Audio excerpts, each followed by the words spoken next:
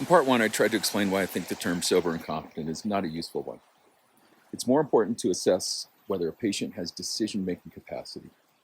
Capacity entails the ability to absorb the medical information, synthesize it into information that's meaningful, and make a decision based on the new data.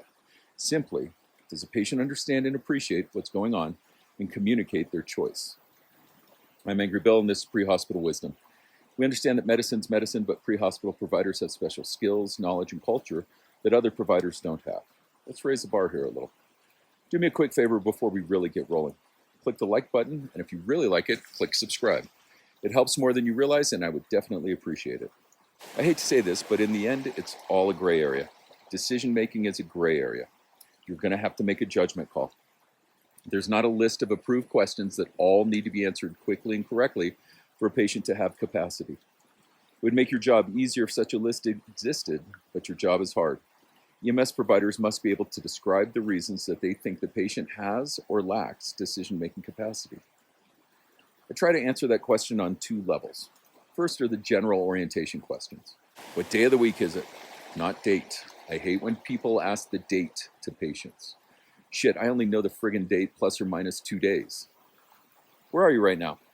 What's a correct answer? Country, state, city, in an ambulance? Do they have to know the intersection? What? What's your name? How do you know what the right answer is? I try to only ask questions that I know the answer to. I had other questions that help assess whether the patient's brain is working as it should. Competent decision makers should be able to handle simple questions. For example, how many quarters are in $1.50? Who's the president? Who plays quarterback for the Broncos? Change the team name to one important to your city. I find, I don't know, I don't like football is a positive answer. They translated Bronco to football, which is a correct answer. Name a sports team, any sports team.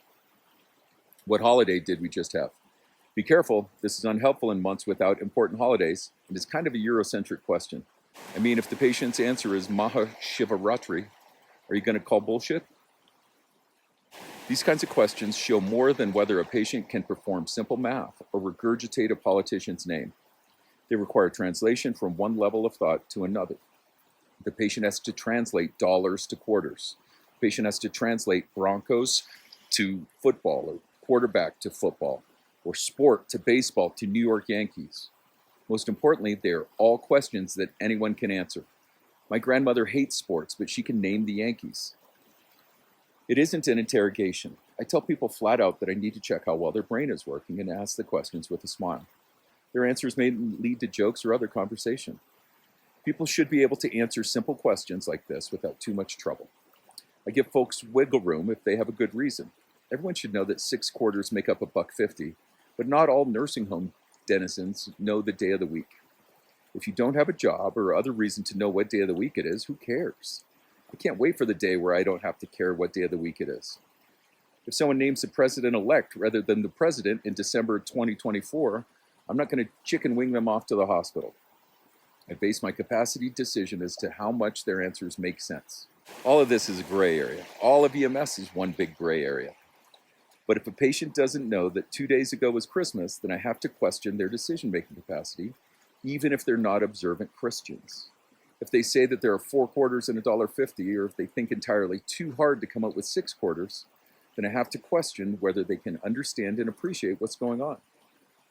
If they're just uncooperative asses and they refuse to answer the questions, I have to question whether they can understand and appreciate what's going on. If they answer those kinds of questions well, I need to move to the second level of decision making.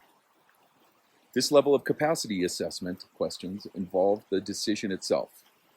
Tell me in your own words what you think is wrong with you. This is checking whether they can take the information that you gave them, absorb it, and give it back to you in a way that makes sense. I don't care whether they agree with my opinion. I care whether they heard my opinion.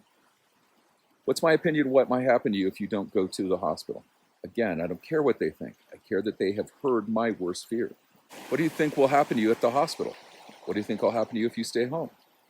With this, I'm just curious about what they're thinking. Help me understand why you want to stay home.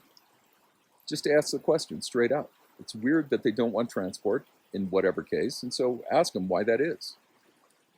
The patient doesn't have to agree with me as to what is wrong or about what may happen. They have to be able to show that they absorb the information accurately and can communicate their decision.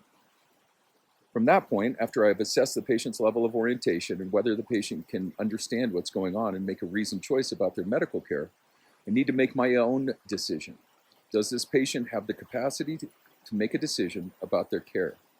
If I think they do, I need to advocate for their position. Remember, it's a gray area.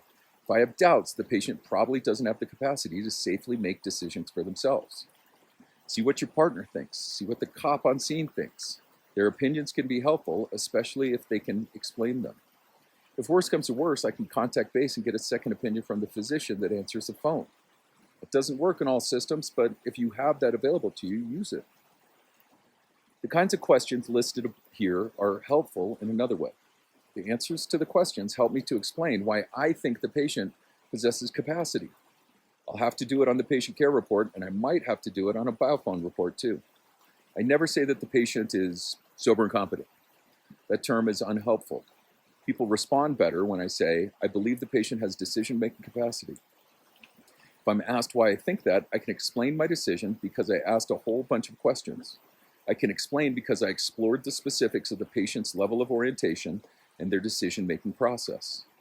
I know that they can absorb accurate information and make decisions based on that information, and I can describe that entire process.